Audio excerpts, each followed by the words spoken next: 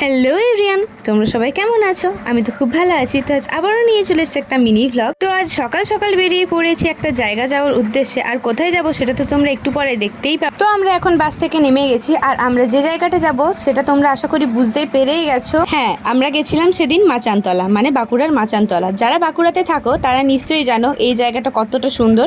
তো আমরা সেদিনে গেছিলাম মাচানতলার বঙ্গবিদ্যালয়ে, কারণ আমাদের ওখানে ছিল গানের কম্পিটিশন। তো এখানে লাইন দিয়েছি আমরা টিফিন নেওয়ার জন্য। তো তারপরে আমরা আমাদের টিফিন করে নিই, আর একটু চারপাশটা দেখছিলাম আমিও, আর তোমরাও একটু দেখে নাও। আর আমাদেরকে দেখো এই মেডেলটা দেওয়া হয়েছে। এই মেডেলটা যে আমার কি পছন্দ হয়েছে আমি তোমাদেরকে বলে বোঝাতে পারবো না।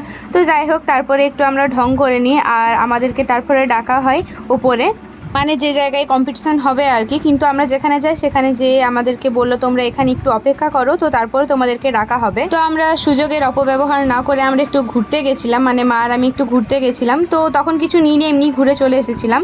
আর তারপরে এখানে আমরা ওয়েট করছিলাম। তো তারপরে আমাদের এখানে গান শুরু হয়ে যায়।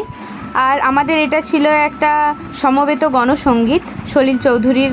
আর এটা একটা টিম গান ছিল, মানে আমাদের এই টিমের মধ্যেই আমি ছিলাম। তো ওখান থেকেই আমরা গেছিলাম। তো যাই হোক, আমাদের গান কমপ্লিট হয়ে যাওয়ার পরে এখানে আমরা বসে গেছি মানে লাঞ্চ করার জন্য। ওখান থেকেই লাঞ্চের আয়োজন করা হয়েছিল। তো লাঞ্চ ফাঞ্চ করে নেওয়ার পর দেখো এখন আমরা একটু এসেছি বাজারে। ওখানে আমার কিছু কেনাকাটা ছিল। আমার কেনাকাটা ছিল বলতে আমলা, কারণ আমি আমলা প্রচণ্ড ভালোবাসি, তার জন্যই আর কি।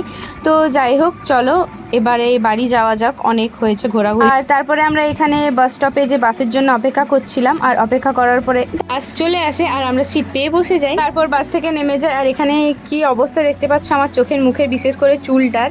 তো যাই হোক, তারপর আর কোনো রকম ভিডিও করা হয়নি, কারণ আমার একটা টার্গেট ছিল যে আমি এখানে আমাদের গাজনে, মানে শিবের গাজন হয় আমাদের এখানে। তো ওখানে হচ্ছে যে আমি শিবের ভক্ত হব, মানে ভোক্তা হব আর কি, মানে আমাদের ভাষায় ভোক্তা বলে, আর কোন কোন জায়গায় কি বলে আমি জানি না। তো এখানে যে উদ্রিটা দেখলে, এটা হচ্ছে যে নিজের গোত্রকে ছেড়ে শিবের গোত্রকে ধারণ করা। তো যাই হোক, সেদিনে আমি এই ইন্টেনশনটা নিয়েই বাঁকুড়া গেছিলাম।